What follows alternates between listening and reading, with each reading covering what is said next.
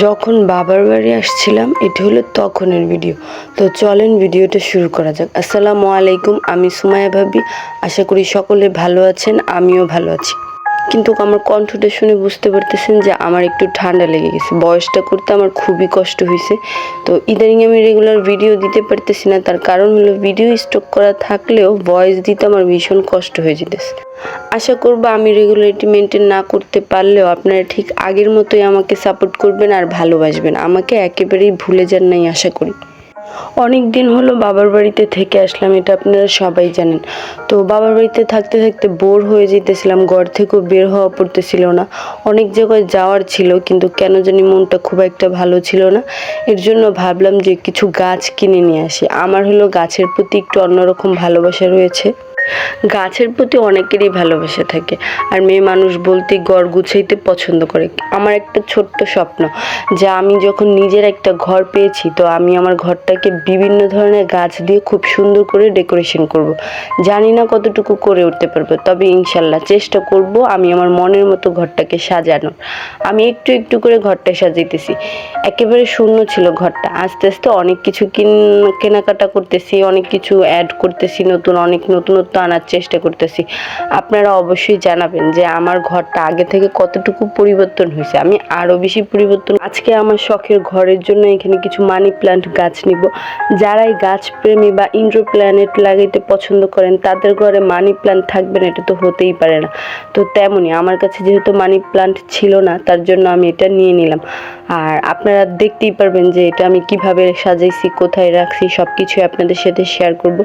তার আগে আমি আপনাদের একটা কথাই বলে নিতে চাই, আপনাদের অসংখ্য ধন্যবাদ যারা আমার ভিডিওগুলো দেখেন পুরোটা এবং আমাকে সুন্দর সুন্দর কমেন্ট করেন। তার কারণ হলো যে আপনাদের ভালোবাসাটাই আমার সবচেয়ে বেশি আগ্রহ জাগায় আবার নতুন একটা ভিডিও তৈরি করার জন্য। এত প্রবলেম থাকা সত্ত্বেও আমি ভিডিও দিতে না পারলেও আপনাদের কথা আমার অনেক মনে পড়ে।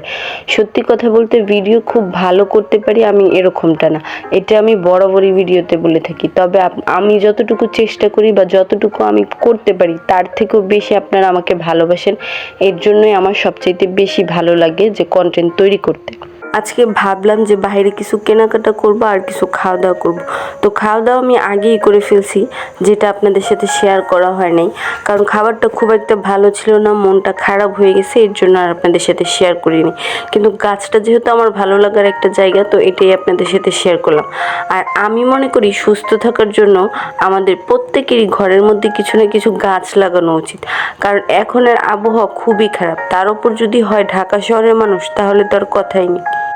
জ্যাম জট, গাড়ি ঘোড়া, হরেন সব কিছু মিলায় একেবারে বিশৃঙ্খলা পরিবেশ। তবে এই পরিবেশটা যে এতটাই বিশৃঙ্খলা ফিল করিনি এর আগে, তার কারণ হলো সবসময় জমজমাট এরিয়াতে থেকেই বড় হয়েছি, যেমন যাত্রাবাড়ি। তো যাত্রাবাড়ি বড় হয়েছি ছোট থেকে, এরকম হরেন শব্দ এগুলো দেখতে দেখতে বড় হয়েছি। খুব একটা গাছের প্রতিও মায়া ছিল না, আর এই পরিবেশটার প্রতিও মায়া ছিল না। তবে যখন বিয়ে হয়ে আমি শ্বশুরবাড়ি চলে আসলাম, যেহেতু এই জায়গাটা একটু নির্জন এলাকা এবং অনেক গাছপালা আছে, আপনারা আমার ভিডিও দেখলেই বুঝতে পারেন। তো এইখানে আসার পর বুঝতে পারি, এখন বাড়িতে গেলে বুঝি যে ঘরের মধ্যে গাছ লাগানো উচিত, কারণ আমার শ্বশুর বাড়ির এলাকা আর বাবার বাড়ির এলাকার মধ্যে অক্সিজেনের অনেকটাই তফাৎ আমি খুঁজে পাই, যেটা নাকি এর আগে আমার মা বহুবার বলতো যে গ্রামের অক্সিজেন ফ্রেশ, আর আমি ঢাকা আসলে অক্সিজেন ফ্রেশ পাই না, তার জন্য আমার নিঃশ্বাস নিতে কষ্ট হয়। তবে আমি কখনো ওইটা উপলব্ধি করিনি, কিন্তু এবার আমি ভীষণ করে উপলব্ধি করতেছি, কারণ আমি গত 7 মাস যাবৎ যেখানে থাকি, মানে আমার শ্বশুরবাড়ি, সেখানে গাছপালা অনেক সুন্দর, খুব একটা যানজটও নাই এবং খুব কলকারখানাও নাই। আর আমার বাড়ির পাশে যেহেতু কারখানা, গার্মেন্টস, মানে সব কিছুই বেশি, তার কারণে আমার অক্সিজেনটা খুব একটা ফ্রেশ আসে না।